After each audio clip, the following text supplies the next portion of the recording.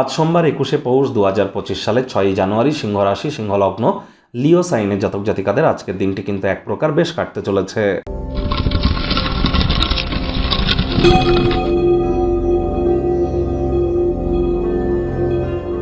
ভিডিওটির শুরুতেই আপনাদের সকলকে রাজযোগ চ্যানেলের তরফ থেকে গুরু গোবিন্দ সিং জয়ন্তীর জন্য হার্দিক শুভেচ্ছা ও অভিনন্দন রইল।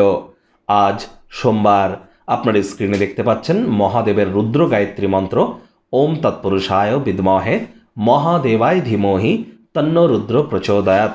এটি সকাল দুপুর সন্ধ্যা 3 বেলা 108 বার করে জপ করুন। না পারলে অন্ততপক্ষে 21 বার করে জপ করুন। কোনো কিছু না পারলেও মহাদেবের মূল মন্ত্র অর্থাৎ আদিশক্তি মন্ত্র আপনারা ওম নমঃ শিবায়, এটিই কিন্তু মহামন্ত্র আপনারা জপ করতে পারেন, লাভান্বিত হবেন। 2025 সাল মঙ্গলের বছর, গ্রহদের সেনাপতির বছর, হনুমানজির বছর। আপনাদের প্রত্যেকের ক্ষেত্রেই মঙ্গলদায়ক হবে মঙ্গলের বছর।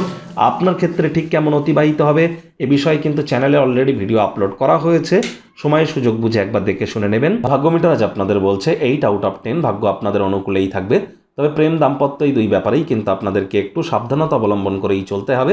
কায়িক পরিশ্রম হলেও আজ আপনার শরীর মনে সক্রিয় এবং চট্টপট্ট থাকতে চলেছেন। পূর্ণ সমর্থন শরীর মনের পাবেন। যে কর্ম করতে যা সময় লাগে তা অর্ধেক সময়ের মধ্যেই সমাপ্ত হতে পারে। আজ আপনারা পরিচিত মানুষজনদের মাধ্যমে অর্থ উপার্জনের নতুন কোনো উৎস সৃষ্টি করতেই পারেন। আয় ইনকামও আজ আপনাদের বাড়বে। নতুন উদ্যোগ পরিকল্পনার পাশাপাশি নতুন নির্মাণ কার্যের শুরুয়াতও আজ করা যেতেই পারে। চাকরিজীবী যারা আছেন তাদের অফিসের পরিবেশ এক প্রকার বেশ।